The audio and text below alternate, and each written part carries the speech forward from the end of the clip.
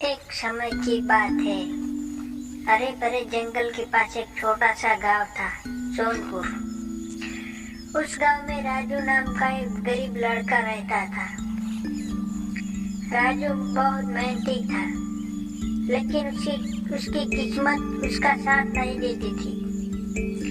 उसके पास पिता लकड़ी काटते थे और माँ खेतों में काम करते थे। फिर भी उनके घर में हमेशा तंगी ही रहती थी। एक दिन राजू जंगल में लकड़ियां काटने गया। सूरज ढलने को था और जंगल में सन्नाटा फैल गया था। तभी उसे एक चमकती हुई चीज दिखाई दी।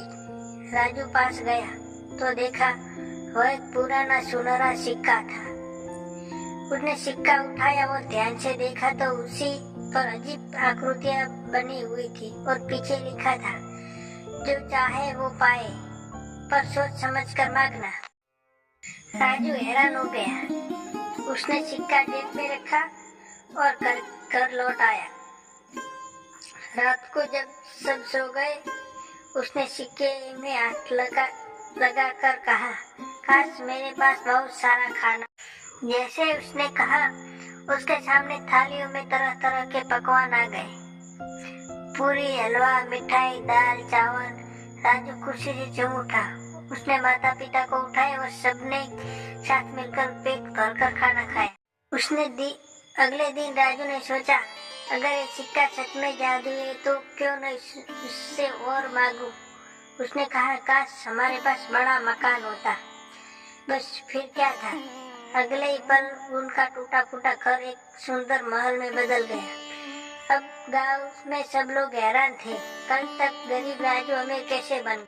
धीरे धीरे राजू घमंडी हो गया। अब वह दोस्तों से ठीक से बात नहीं करता, माता पिता को कभी नहीं सुनता था। एक दिन उसने कहा, काश मेरा पूरा गांव मेरा नौकर बन जाए। सिक्का चमका और अचानक गांव के सभी लोग राजू की सेवा करने लगे। लेकिन कुछ ही दिनों में राजू को अकेलापन महसूस होने लगा। कोई ऐसी नहीं, कोई दोस्त नहीं, माँ बाप भी दुखी। राजू ने सोचा, मैंने क्या कर दिया। अब फिर से पहले जैसा ज्यादा जीवन चाहता हूँ। उसने कहा, ये जादुई सिक्के सब कुछ पहले जैसा कर दो। सिक्के में से हल्दी रोशनी चमकी और सब कुछ पहले जैसा हो गया। सादा टूटा फूटा घर, सादा जीवन और सबके चेहरे पर मुस्कान थी। राजू अब समझ चुका था कि सच्ची खुशी धन या जादू से नहीं, बल्कि प्रेम और सादगी से मिलती।